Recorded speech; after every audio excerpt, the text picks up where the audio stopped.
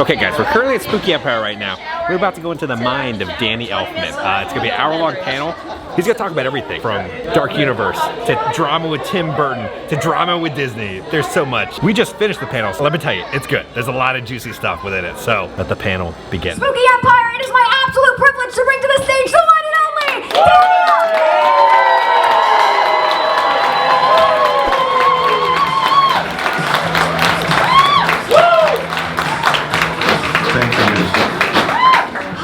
How's it going? You've been super busy today. How's the day been? Yeah, it was a crazy day. What can I say?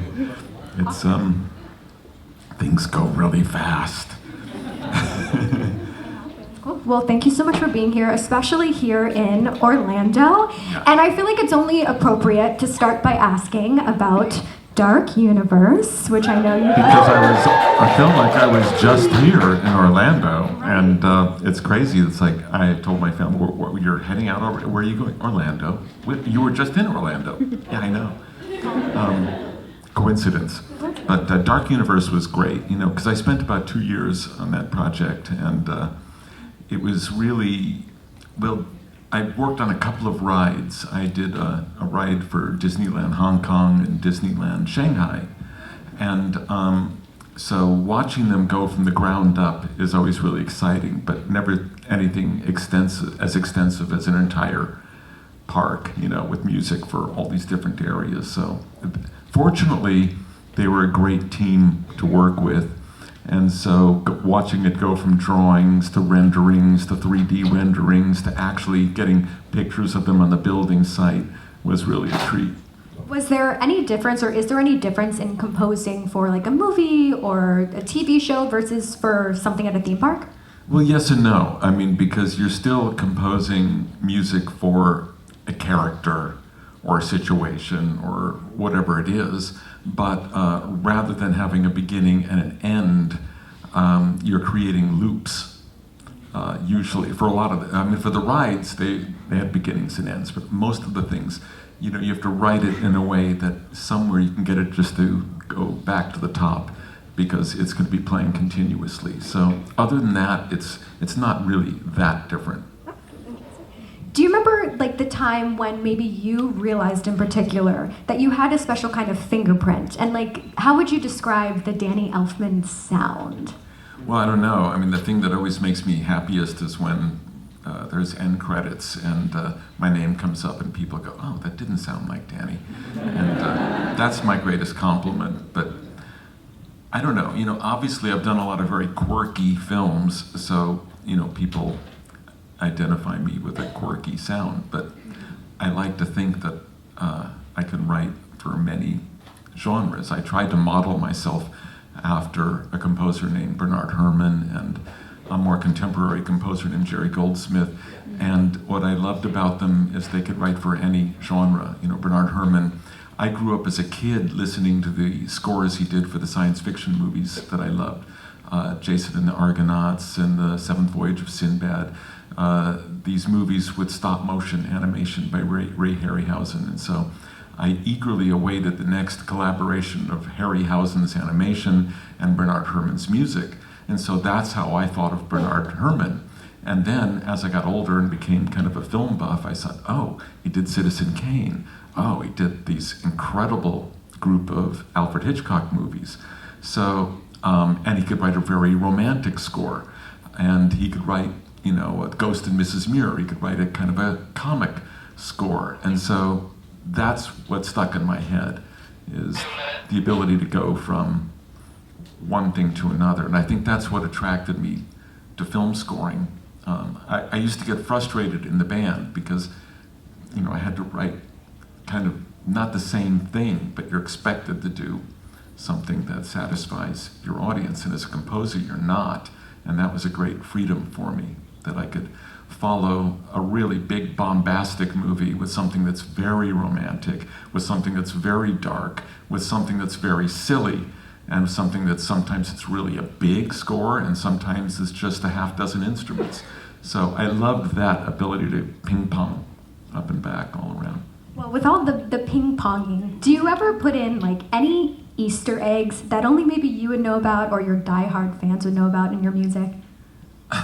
No, well, I mean, I probably do, but not consciously. You know what I mean? I'm sure that there are things, but an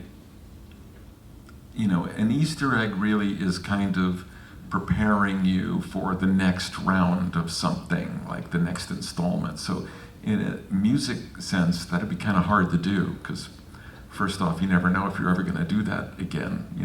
It's seldom that I was working on something that I knew there was going to be a part 2 or a part 3. So I didn't know when I wrote Men in Black that I'd do 4 of them. So I wasn't going to put an Easter egg because I never knew if I would do another one. Whereas if you're working on something that's episodic, you could, I guess, perhaps lay a little Easter egg of look for this in the next episode because you know what you're going to do. But I don't usually have that luxury. And I know you've also performed even at Coachella. And I want to know, what is it like getting to perform with almost a full orchestra behind you? Well, I'd been performing for about 10 years before Coachella with doing a show called Elfman Burton, where I do many suites of Tim Burton's music, and then I would sing songs from Nightmare Before Christmas. And so that's what kind of got me performing again, but it was limited. It was just performing Jack Skellington. And then we started doing Nightmare Before Christmas live, but it was still doing more songs, but still Jack Skellington. So Coachella was the big turnaround because I hadn't performed as myself in over 25 years. And, a quarter century is a kind of a long break. And so to say that I was not feeling particularly confident and secure, it was an understatement. But I didn't even know if it came off okay until it was done. My manager was looking online, and looking at Instagram and Twitter, and going, "Oh, people were liking it." So and then since then, now we've done more, and I really enjoy that. But it was a big leap because I didn't ever expect to come back and do that again. Yeah, it's cool, down to the visuals as well that we got to see. It's really, really neat. Since you did mention the wonderful Tim Burton, obviously you guys have had a beautiful collaborative relationship throughout the years. I want to know, what is your favorite thing about working with Tim Burton? Well, I mean, now in hindsight, I realized that first off, he gave me some wildly imaginative stuff, but he had me on what we would call a very long leash. In other words, some directors keep you on a tight leash and you wander at all from what they think they want, and they kind of beat you back into line. And Tim was always very much like, he wouldn't tell me what to do. I would just go off and do it. And then when there was music to play him, of course, he had his opinion, naturally.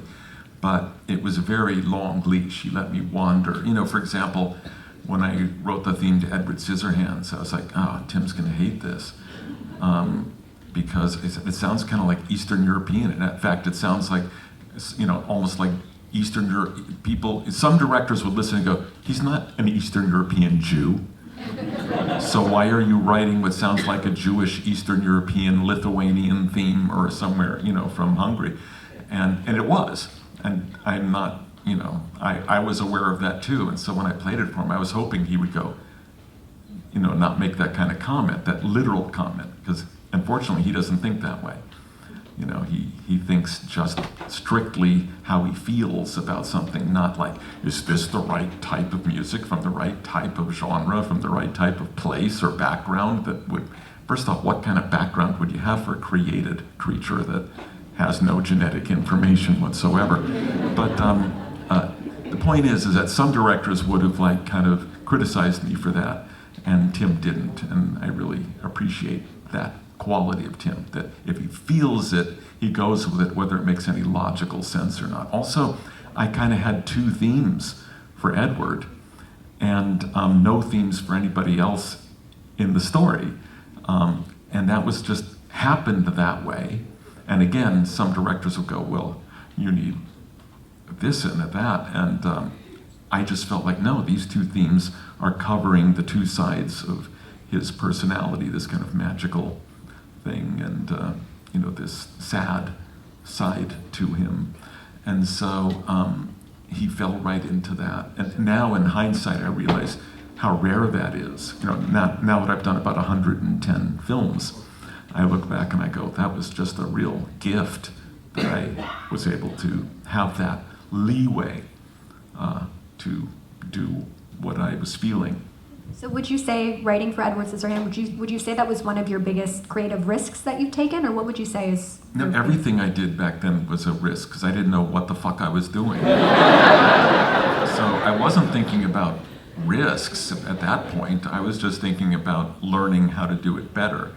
You know, my first 20 films, you know, Pee-wee was number 1, Beetlejuice was number 5, Batman was number 10, Edward was number 14, almost to 15. At a certain point, Tim was going, how are you able to do 4 films between each one of my films and you're in a band? I go, because I'm trying to learn how to be a film composer, and each of your films are asking more of me. And if I didn't do 9 films before Batman, I wouldn't have been able to do Batman. If I didn't do 4 before Beetlejuice, I wouldn't have been able to pull it off. I was really training myself hard between each of his films. And so it wasn't about risk-taking. It was just about hanging on by the, seat of my pants more. Fair enough. Cool. So if it's okay with you, like I did mention, we have a microphone, so now's your opportunity to ask. Just once again, I ask for time. We do 1 question per person, so, all right. Oh, utter chaos, I love it. But we're gonna make it happen. All right, let's keep it quiet so we can go moving along. You're up first, my friend. What's your name? Steven. Hey, all right. This is Steven, everybody. Go ahead, what's your question? I'm going even further back. I was wondering, how did you and the band wind up in Dangerfield's Back to School? I don't even know. I think, the producers or somebody said, we need a band in this scene. It was written in the script, I'm sure a band's performing, and the whole scene as it happens. That's where I first met Robert Downey Jr. Actually was the mixing engineer that causes feedback that makes me go, ow, like that. And we joked about that later, many years later.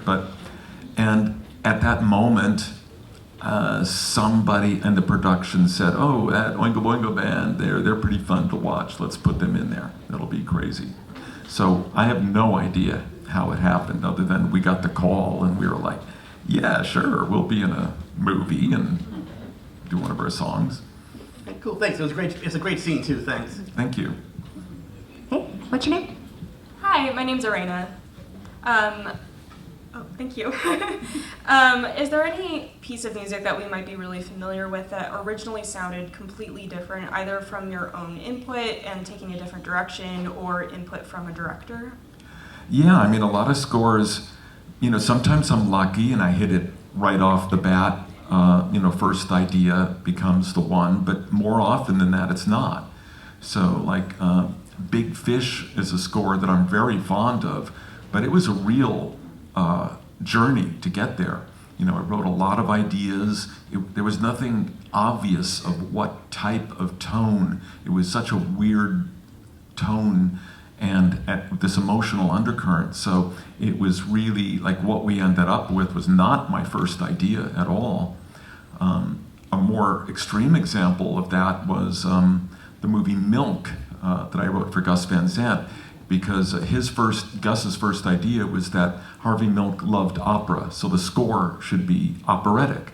And I wrote 10, 15 minutes of this opera-inspired music, and then a couple other pieces. And then the first time I sat down to play for him, I was playing it for him, and he looked at me and he goes, it's not really working, is it? And I had to admit, I don't know, it's not. And he goes, now what was that piece? I had a little piece of music for this kind of in-between scene. He goes, put that up again. And I did. And he goes, can you play that in front of this scene and this scene?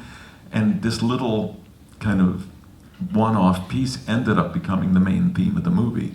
So it was just unexpected. It was just a turn in direction, which happens, and then sometimes I'm just pure lucky. Like, if I spent like a month trying to really find out what the feel and the music was for Big Fish, Mars Attacks I had the whole theme in my head when I saw the movie for the first time.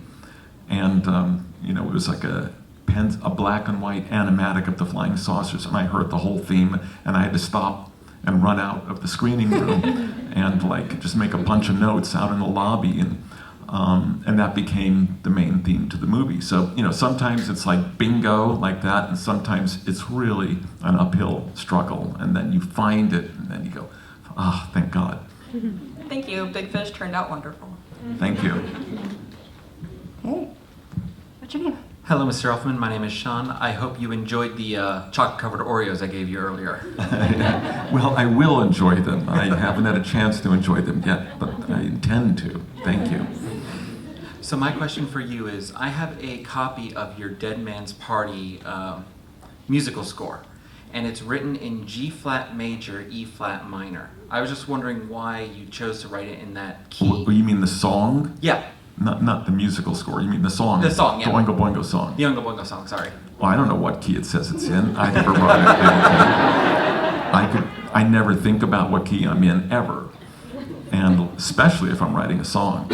I literally just writing for a key because I'm messing around and I'm singing, and I like where the key is for my voice, and I won't even care or think about what key it's in. So whatever was listed on a piece of music, what is it? G-flat major, E-flat minor. I have no 6 idea lines. what that even means. But that was somebody else deciding that it was somewhere between these two keys, I guess.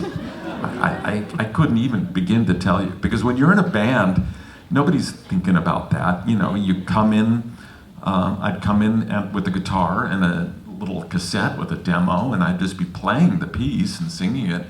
And then everybody's kind of falling into one by one, picking up their lines and picking up the pieces, but you're not thinking about what key it's in. Thank you. Okay.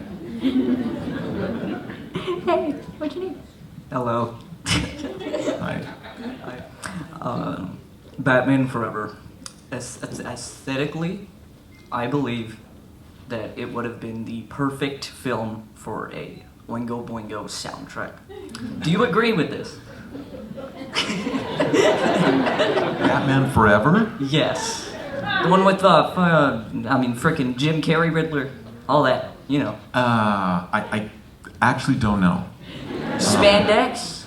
No, after Batman Returns, I kind of the next couple that came out, I was like, oh, these are I don't know what these are, but I didn't run out and see them. What's a film that you do think would be very just aesthetically perfect for an Oingo Boingo soundtrack?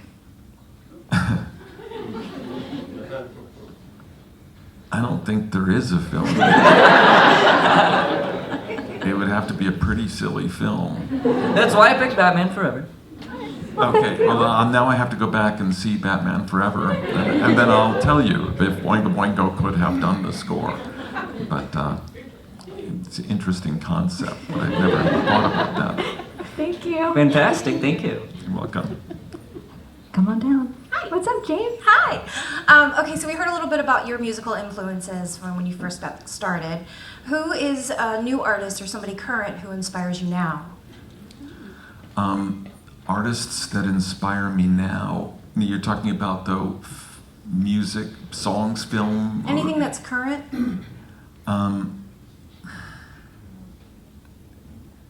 Oh boy. I have thinker questions, yeah. I'm really bad at this. You're doing great.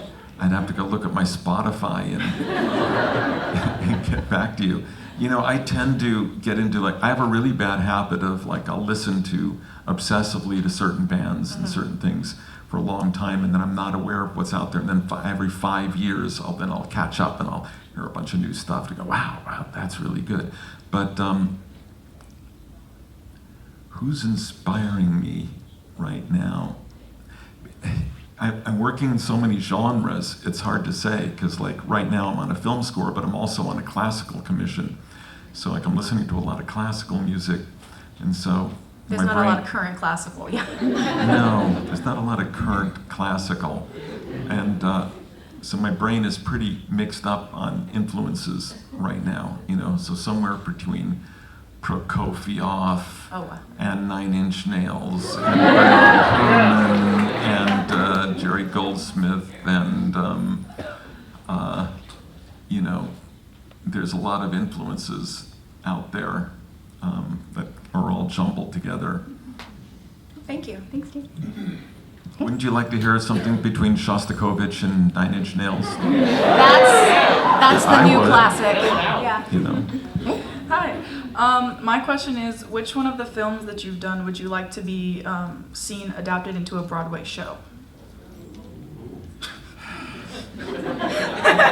None, because I generally hate Broadway shows. I mean, there's a reason why I've never been asked to write a Broadway show, because I can't stand 90% of them. And the few that I really do like generally weren't written for Broadway. That's my whole theory about the good Broadway shows. The best shows weren't written for Broadway. They became Broadway shows. Even West Side Story wasn't written for Broadway. But in more currently, you know, I think of like favorites like Sweeney Todd was not designed as a Broadway show. And Hamilton, even, you know, as much as I loved it, it was not designed as a Broadway show. It became a Broadway show after working small markets for a long time. And to me, the more interesting shows like that, they're interesting because they didn't start out aiming for Broadway, because Broadway is very similar to what I see as pop songs, pop music market, and I see it as mostly manufactured off of a press to just continue something that's already popular. So pop music I have a strong distaste for, even though every now and then something becomes a pop song that's really popular. I go, that's really interesting. But that's because it broke through from some other thing. And it's the same with Broadway. You know, I'll go and I'll see a show and it's really interesting. And if I look at the history of it, it was not designed for Broadway. It was designed for off-Broadway or off-Broadway or West End London or some kind of college like Hamilton, you know, was literally done within a, what do you call it, you know, a laboratory, you know, a music lab. And then suddenly, you know, you have something fresh and original. But there's just not a lot of fresh originality for the last 40 years, in my mind, that I've heard on Broadway. So I would love to do something someday, but if somebody approached me and said, we're designing a Broadway thing, that means we want Broadway hits, then I'm gonna go, fuck you. It's just like, you know, we want a pop album. That's like, can you write some pop hits? And I'll go, no. You know, I'd have to kill myself. And so it's kind of the same thing, Broadway pop music. And in either one of them, something wonderful is going to happen. Every now and then, you know, every year or two, something really interesting is going to pop up. But that's going to be the surprise thing. Okay, thank you. That's an elaborate thing. I'm sorry. And I'm sorry to be so negative about a whole genre. I don't. You're allowed. Hey, what's your name? Hey there, my name's Mike. At the risk of asking like what your favorite child is, in all of your projects, have you ever had that one moment that like, this is it? Like this is your like aha moment, I'm where I need to be, I'm doing what I'm meant to do. Was there any score or even in Oingo Boingo or previous bands that you had that moment? I don't know. Having started with Tim, I think, you know, part of him did rub off on me. I've never heard him say anything more than, I think the movie came out pretty interesting. And that's usually how I feel about my scores. I think it came out interesting, but I never, ever felt that I've written something brilliant when I was done with it, or that I just nailed it and that I couldn't do it better. There isn't a score I've written that if I didn't run out of time, I wouldn't have been trying to improve it and improve it and improve it. So the reason why the score ends up the way it does is because the clock runs out and it's done. Otherwise, I'd still be working on Pee-wee's Big Adventure. So no, there's not anything that I've done that made me go, aha, this is it, I'm the shit. Thank you. You're welcome. Hey. Hi again. Hey, guys. Hi, my name is Monica. Monica. First off, it is a pleasure to meet you, Mr. Elfman. Again, it's gracious, and I say this on behalf of myself and with everyone else coming here to be able to meet with you. I'm just kind of curious to know if you had to give words of wisdom or advice to your child self or younger self, now what would you give them? I would try to teach my younger self to observe things not so emotionally or close up, because I almost burned a lot of bridges early on just because I found that I had kind of a short fuse when I thought something came down in a way that was really throwing me off the track, or I was being insulted by something, or something. I was offended. I'd get offended easily, and I was too much of a hothouse flower to exist. And I think to survive as a film composer, you have to develop a very thick skin. And in my case, I had a big blow up with Tim at the end of Nightmare Before Christmas, and I said I'd never work with him again. And then a year later, I missed him terribly, and I realized it was just a stupid decision. I was over-emotional. And if I could go back to those days, I would say when you feel very emotional, like somebody has said, something went down that made you get very upset or hurt your feelings, to try to back up and look at it through a telescope where you're backing up. And now look at the same picture from a distance and see, does it still feel that important? Is it that important to have a tantrum over, to walk away, to possibly burn the bridge? And 99 out of 100 times the answer would be definitely not. That was just a thing, it happened. It's the kind of thing I should have been angry about for 2 days and then been over. But I was a little bit too, sensitive. And so I learned lessons. And fortunately, Tim felt the same way about me. And 2 years later, he called me and said, do you ever want to work together, through his producer? And I was on a plane the next day. And that was for Mars Attacks. And we just hugged and said, let's just reset. And, I've had a number of moments like that. So, but they could have turned out poorly.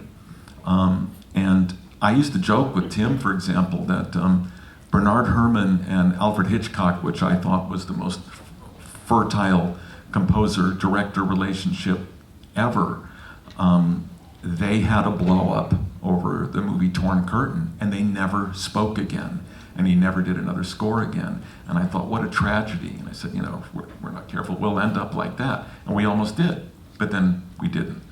And so that would be the lesson. I'd go back and say, when you really feel that feeling, back up and calm down, take a deep breath, and really look at, is it worth, letting things go? And that would have helped me out. But I learned, I learned the hard way. Okay, I know this probably sounds very monotonous, and I apologize for that. You probably hear it a lot from your fans, but I thank you so much for your influence, allowing me to find the voice that needed to be found at 13. So I appreciate it from the bottom of my heart. Oh, well, thank you. I appreciate that too. What's your name? Hello, my name is Jacob. Mr. Elfman, I'm a musician, as a performer. I guess my question would be, if you had any advice for musicians and performers who are making their way in various stages, no matter what the stage of their career, anything that you would impart to them just based on your experiences and the success you've had? Well, I don't know. And also the success I've had has been up and down, my whole life.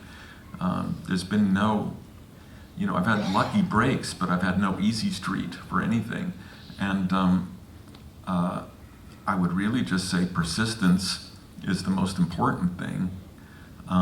If you listen to any composer or musician's story, they'll tell you that they ended up being in the right place at the right time if they got successful.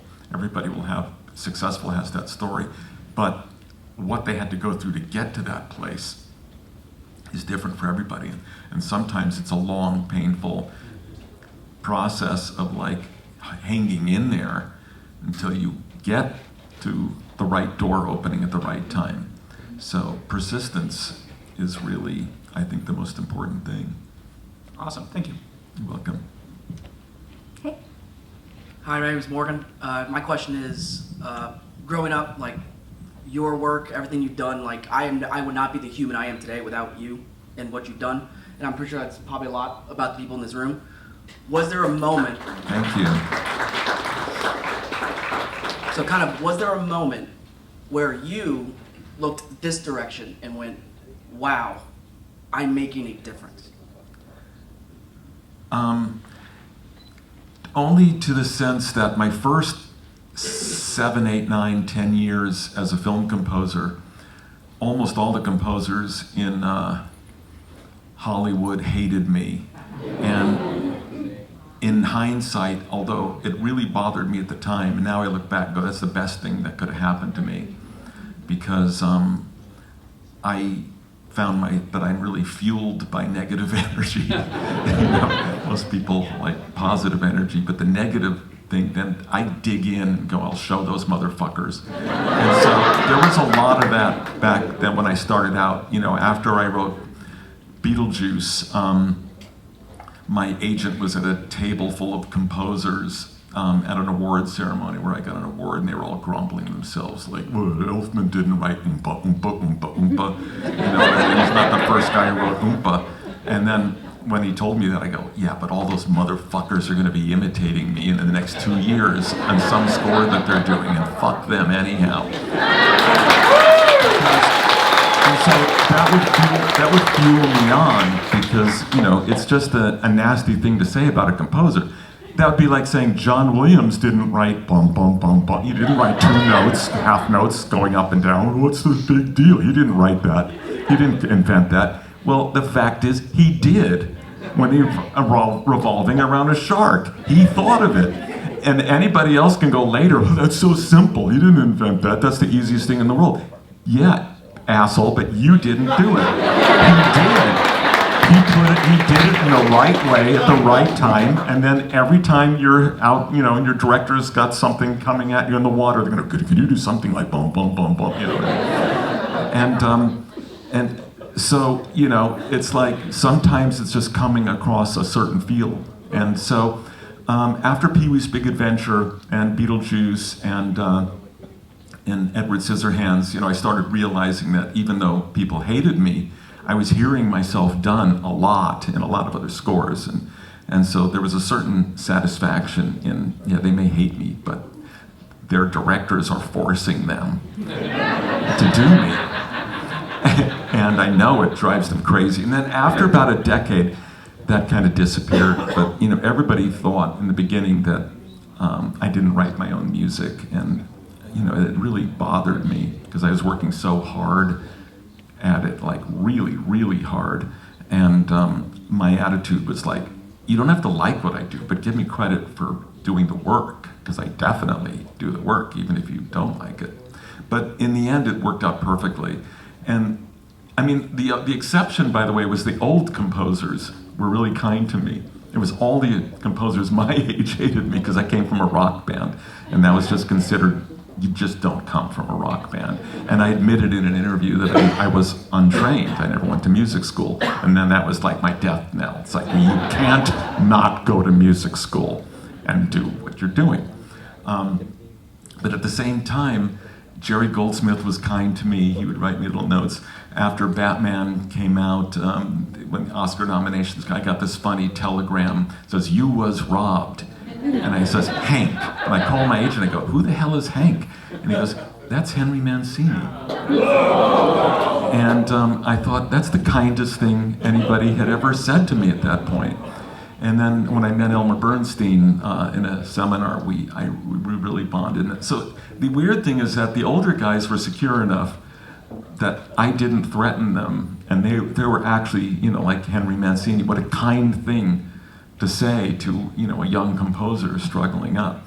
But all the ones of my generation were like, as soon as we find that that whoever he's got chained up in his dungeon is writing his music, you know, he's a one-hit wonder and he'll be out of here. We'll get him out of here. And so now 110 films later, I can go, guess not. Thank you. All right, we have about 10 minutes left. So, all right, what's up, Luigi? Hello, Mr. Elfman. Thank you so much for coming to Spooky Empire. Sorry if I'm too loud. Am I, is that volume? You're perfect. Okay, good. And again, Mr. Elfman, I'm a huge fan of a lot of your work, like all your work actually, you know, from Pee-wee's Big Adventure all the way to Spider-Man, all the way to Beetlejuice and Nightmare Before Christmas.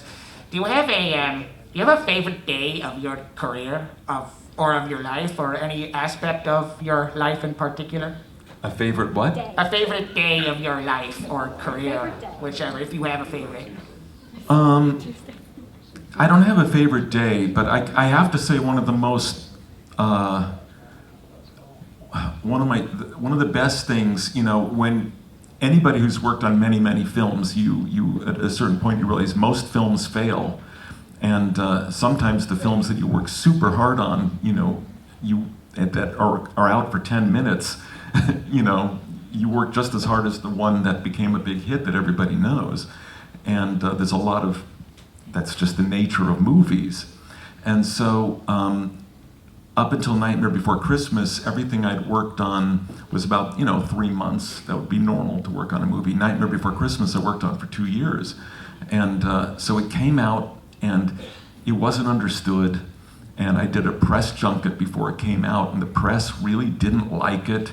And I said, this is not going well. And Disney started pulling all of their marketing. Not because they didn't like it, they didn't understand it. They didn't understand, and I get it.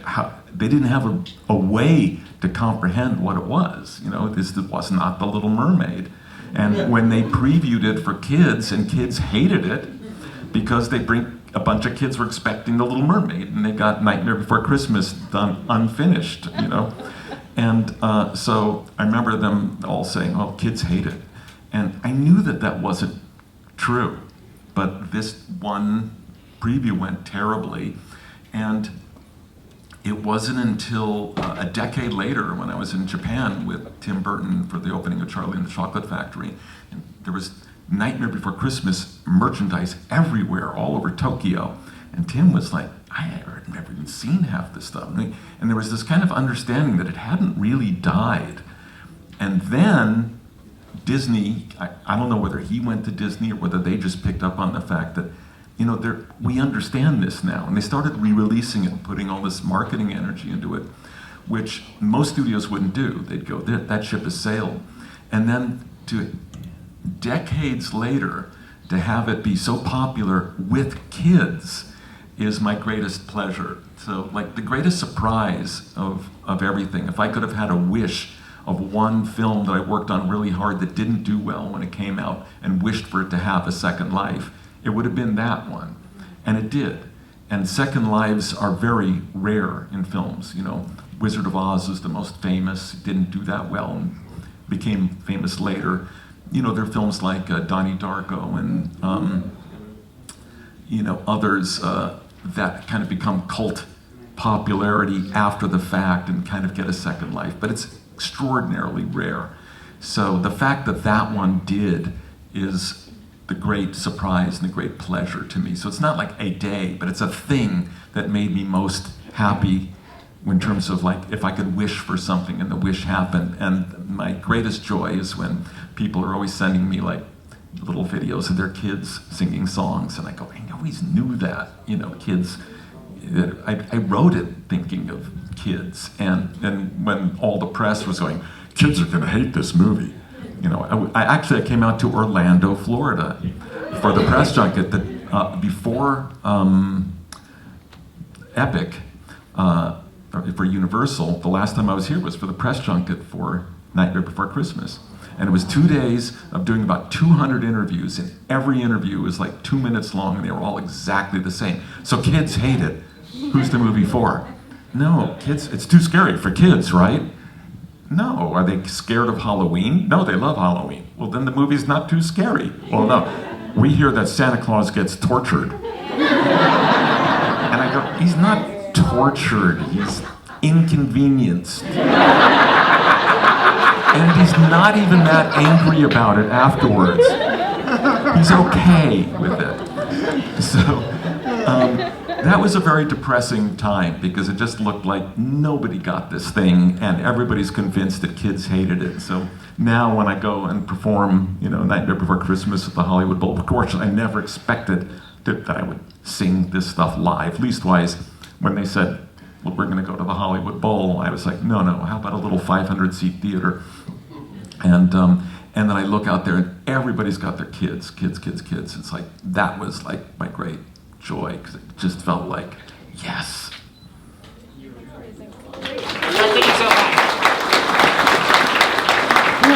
We have time for one or two more questions. Hey, what's your name? Hi, my name is Matthew. Thank you for being here today. The Nightmare Before Christmas was, my first movie I ever became obsessed with, and it shaped a lot of who I am today. So my question to you is, earlier you mentioned that, you did, before Epic, you did Mystic Manor, and then you did something at Shanghai Disneyland, but many years ago, the first theme park attraction you did any major work for was Haunted Mansion Holiday over at Disneyland. No, but that's actually a misconception, because I didn't actually do anything for that. The first year I heard, they're turning Haunted Mansion into a Jack Skellington nightmare thing. I thought, cool. And they sent a car to pick me up. I didn't know what they had done. I didn't do personally any work at all. And then I got a call from my agent saying, don't get in the car. And I go, what? Because they didn't use any of your music. And I go, what? No, this is kind of how a lot of parks work. They hired their own people to do stuff that sounded like it. And it's like, no, I don't want anything to do with that. But again, Disney, they're really good about seeing the long picture. They saw the long picture on Nightmare and they got behind it. Most companies wouldn't. And then the next year, they totally redid it. And now they were using my music. But I didn't personally score music for the Haunted Mansion, but I was delighted with what they did. I thought it was, it was just what I was hoping it would be. And the fact that they did that was just such a surprise. And when I did Mystic Manor for Disneyland Hong Kong, it was actually a tribute to the Haunted Mansion. Even to the point where, there's this point in the Haunted Mansion where you're coming around the corner and you see these kind of holographic faces singing their little, I'm trying to think of the melody right now.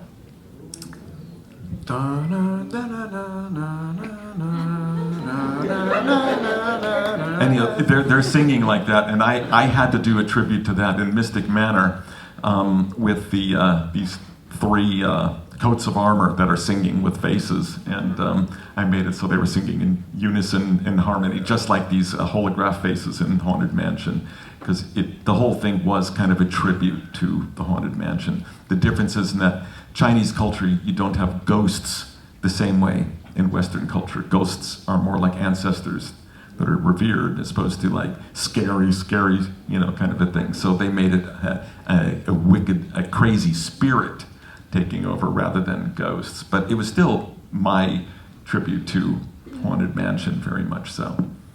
Thank you. All right, we have time for one final question. Hey, what's your name? Hi, I'm Dakota. I know you've done a lot of work in the past and have made music for loads of different types of genres, but is there a style of writing or an energy that you'd like to capture in a future work if given the opportunity? I don't know. It's like every composer dreams of like this broad landscape that, it's like, sure, do I want to get my chance to do a Lawrence of Arabia or a Godfather or a Psycho or whatever, like these perfect vehicles for music, of course. But I don't have a single genre. I'm happy when I'm able to really go between anything that's very anything. If it's very silly, I'm happy. If it's very romantic, I'm happy. If it's very intense, I'm happy. If it's very dark, I'm happy. If it's wishy-washy in the middle, I'm usually kind of miserable. And I learned very early on to stay away from contemporary romantic comedies. Because like the first one I got, I just didn't know what to do. I couldn't come up with one note. I didn't know what are these people. They're contemporary humans in American culture. I don't know anything about them. What kind of music would play to what they're doing? They're not very anything. The exception would have been Silver Lining Playbooks, because they were they were damaged, and their damage made them interesting, so I was able to find my way into their characters. But as long as it's gonna vary anything, I'm happy. Great question. Thank you. Thank you so much. This has been such a delight. Thank you for everything that you've gifted us, and thank you for being here at Spooky Empire this weekend. One more time, everybody, the amazing Danny Elfman! Again, another awesome panel at Spooky Empire. So we actually have a Spooky Empire video coming. It's more than just panels that we're covering for you guys. So a lot of people missed out on this panel and they really wanted to see it, so we filmed the entire thing for you guys. But guys, on that note, if you enjoyed this video, make sure to hit that like button. If you have not already, hit the subscribe button and join the family. We love the family. Because I'm gonna keep you up to date on all things spooky and scary and Halloween Horror Nights and Universal Studios around the country. I love you all. I'll see y'all very soon. But I was delighted.